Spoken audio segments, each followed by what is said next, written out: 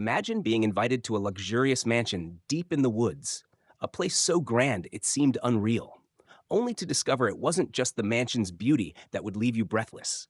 It was the sinister secret hidden within its walls. The Edwards Mansion was infamous long before its gates ever reopened. For years, it had stood as a relic of the past, its towering spires and ivy-covered walls overshadowed by rumors of tragedy. Whispers of disappearances and unexplained deaths clung to its history like the mist that always seemed to shroud its grounds. When Victor Edwards, the eccentric and elusive heir to the estate, announced an exclusive weekend retreat, the invitation quickly became the most talked about event among the social elite. The guest list was curated to perfection, each individual handpicked for reasons that weren't entirely clear. Among them were a reclusive mystery author known for her unsettlingly dark novels, a disgraced surgeon trying to rebuild his reputation, a wealthy widow with a history of scandals, and a rising tech entrepreneur whose genius often bordered on arrogance. Each guest received a gilded invitation, promising unparalleled luxury, fine dining, and a weekend they would never forget. When they arrived, the mansion loomed over them, both majestic and menacing. Its massive doors creaked open as though exhaling years of trapped air, revealing a grand interior that seemed frozen in time.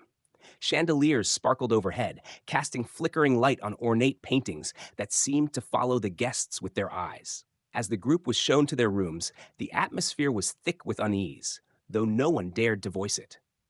Victor himself greeted them in the evening, a charming yet enigmatic host whose sharp smile carried an edge of mystery. He raised a toast at the long, candlelit dining table, welcoming them to the weekend and hinting at surprises to come.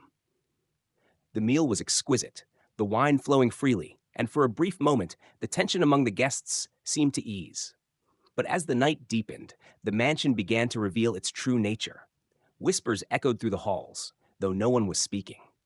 Shadows flickered just out of sight, and several guests found themselves chilled to the bone despite the roaring fireplaces. The first sign of real trouble came in the early hours of the morning when Jake, the tech entrepreneur, was discovered missing. His absence was explained with hushed voices, but when his body was found lifeless in the garden, the retreat turned into a nightmare. None of them could escape. The discovery of Jake's lifeless body shattered any illusion of a carefree weekend. His body was sprawled awkwardly in the garden, his limbs bent unnaturally, and his face frozen in a look of sheer terror. At first glance, it seemed he had fallen from the second-story balcony. The others gathered in shock, but their horror deepened when someone noticed the balcony's railing was intact. There was no logical explanation for the fall. The guests stood in stunned silence as the rising sun cast an eerie light on the grim scene. Then, as if on cue, the mansion itself seemed to awaken. The once tranquil atmosphere turned oppressive, and the guests couldn't shake the feeling that the house was watching them. As they returned to the mansion, they found an unsettling surprise awaiting them. Folded neatly on the dining table was a piece of parchment, aged and yellowed, with a single line written in an unfamiliar, spidery hand. The house chooses its own justice. Panic began to spread as the group tried to make sense of Jake's death and the cryptic message. Tempers flared and accusations flew. The widow, Martha, insisted they call for help, but when they reached for their phones, they discovered they had no signal. Even more chilling, the mansion's landline had been ripped from the wall. Desperate for answers, the group split into smaller teams to search the house. As they explored, they realized the mansion's layout was not as straightforward as it had first appeared. Hallways twisted in unexpected directions, leading to dead ends or rooms they didn't recall seeing before. Hidden staircases emerged behind ornate paneling, and locked doors seemed to open on their own, only to reveal more mysteries. During their search, the reclusive author, Clara, stumbled upon a dusty journal tucked away in the vast library. Its leather cover was cracked, and its pages were filled with chilling accounts of deaths that had occurred in the mansion over a century.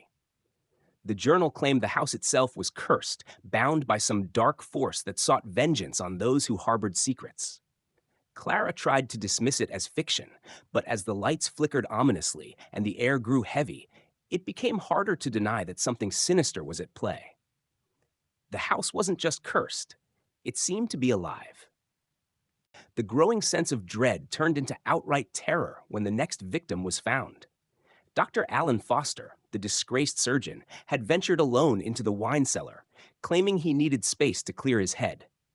Hours passed, and when he didn't return, the others reluctantly searched for him, their nerves fraying with every step. They found him crumpled on the cold stone floor, his throat slashed open by a shard of broken glass. The gruesome sight left the guests horrified, but it was the blood-soaked card placed neatly beside his body that sent shivers down their spines. Scrawled on the card in what looked like Alan's own blood was a single word: atonement. The second death threw the group into chaos. Fear turned them against one another, and suspicions ran wild. Was one of them responsible for the killings, or was the mansion itself carrying out some twisted form of justice? The wealthy widow, Martha, grew pale as she stammered out a confession. Decades earlier, she had attended a similar gathering at the Edwards mansion with her late husband. It had been a glamorous affair until her husband vanished without a trace.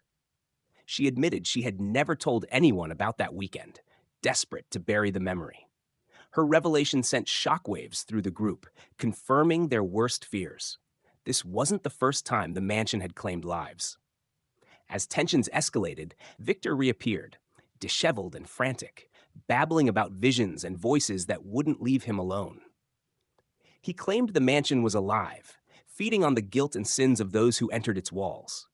His explanation was met with a mix of disbelief and anger, but the mansion itself seemed to corroborate his story. The lights flickered violently and doors slammed shut as if controlled by unseen hands. The group tried to escape, but every exit was sealed. The gates wouldn't budge, and their vehicles remained eerily lifeless, their engines refusing to start. Desperate for answers, the remaining guests discovered a hidden passage behind a bookshelf in the library. It led them to a dark, cavernous chamber beneath the mansion. There, an altar-like structure stood beneath a towering portrait of Victor. The walls were etched with strange symbols, and the air felt thick with malice. The message was clear: none of them were leaving until the house got what it wanted. The group's descent into the underground chamber marked the point of no return. The air was suffocating, heavy with the scent of damp earth and something metallic like blood. The altar at the center of the room was surrounded by symbols carved deeply into the stone floor, symbols that seemed to pulse faintly as if alive. Victor stood frozen, his face pale and his eyes wide with terror. He pointed to the towering portrait above the altar, a painting of himself, but with one horrifying difference. In the portrait, his face was twisted into a grotesque expression, his eyes blackened and hollow, his mouth stretched into an unnatural grin. "It's been calling me," he whispered, his voice trembling.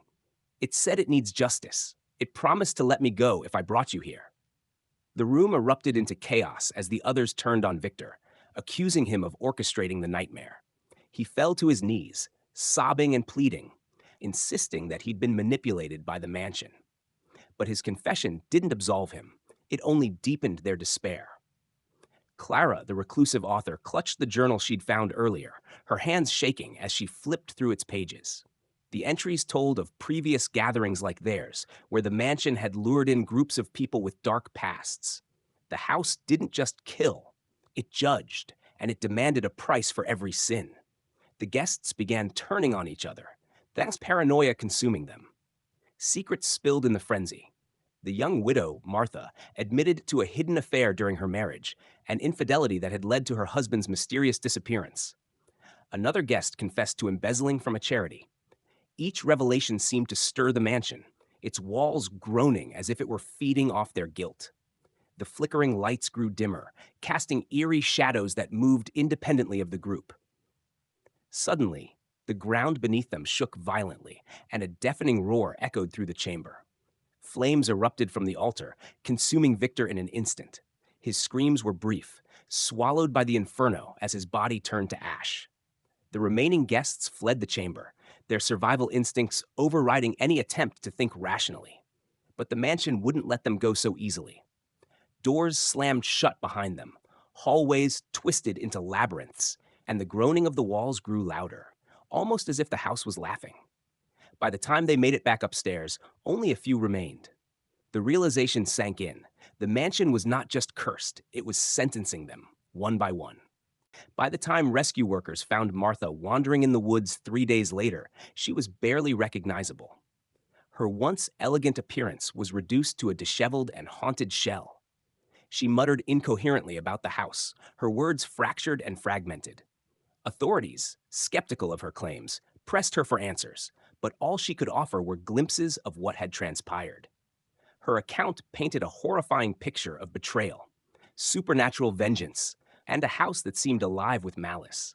She spoke of how, after Victor's fiery death, the remaining guests became pawns in a deadly game controlled by the mansion. Doors shifted unpredictably, hallways narrowed into traps, and an oppressive darkness engulfed the group, isolating them one by one. The final hours inside the mansion were a blur of terror.